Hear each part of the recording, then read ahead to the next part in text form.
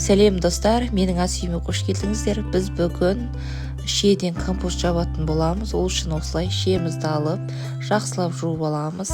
Оған қоса өрігімізді де алып, онда да жақсылап жуып аламыз. Мынау банкілеріміздің қапақтарында булап аламыз. Банкілерімізде булаймыз.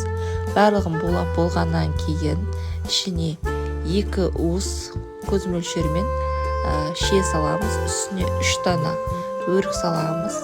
Яғни бұлардың үстіне қайнап тұрған суымызды құямыз. Сөйтіп 1 сағатқа булап қойып қоямыз.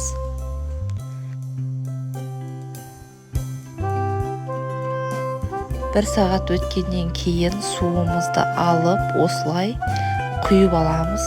Яғни бұны құйып алғаннан кейін суымызды тағы да қайнатып аламыз. Осылай қып-қызыл болып шығады.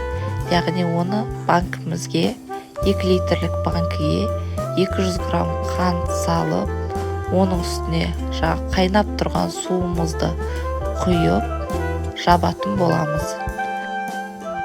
Достар, менің жауып жатқан шиеден компотым сіздерге ұнап жатса, міндетті түрде маған тіркеліп, лайк басып, коммент жазып кетуді ұмытпаңыздар. Міне өздеріңіз көріп тұрғандай қайнап тұрған ыстық суымызды құйдық.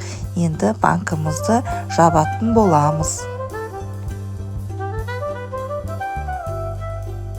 Достар, айта кететін жайт, мен 4 килограмм шиеден 2 литрлік банкімен 15 банкі компот жаптым. Сіздер де жауып көріңіздер, өте керемет болып шықты. Өздеріңіз көріп тұрғандай қып-қызыл болып, өте сәтті шығады.